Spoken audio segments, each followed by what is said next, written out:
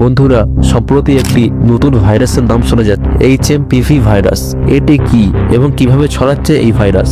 ভারত কি বড় লকডাউনের মুখে পড়তে পারে? এই ভাইরাসের লক্ষণগুলি কি হতে পারে এবং এই ভাইরাস থেকে বাঁচার উপায়গুলো কি কি, সবকিছু জানবো আজকের এই ভিডিওতে। সো আর দেরি না করে আজকের এই ভিডিও শুরু করা যাক।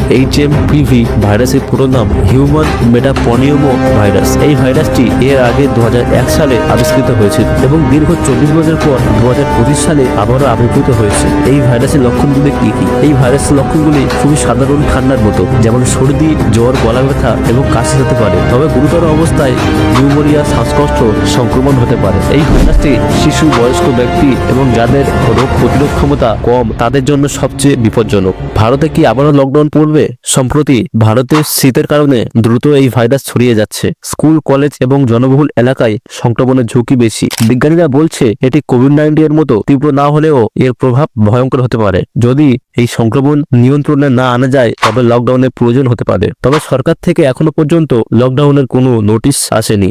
HMPV ভাইরাস থেকে মুক্তির উপায়। 2020 সালে প্রথম যখন কোভিড-19 ভাইরাস এসেছিল তখন প্রথম দিকে সিরিয়াস না হওয়ার জন্য এটি ভয়ঙ্কর রূপ নিয়েছিল। এই জন্য HMPV ভাইরাস মহামারীতে রূপ দেওয়ার আগে আমাদের সতর্ক হতে হবে। এই ভাইরাস থেকে বাঁচার উপায়গুলি কি কি? প্রথমত, মাস্ক ব্যবহার করুন, তারপর নিজেকে পরিষ্কার পরিচ্ছন্ন রাখুন এবং বারবার হাত ধুন।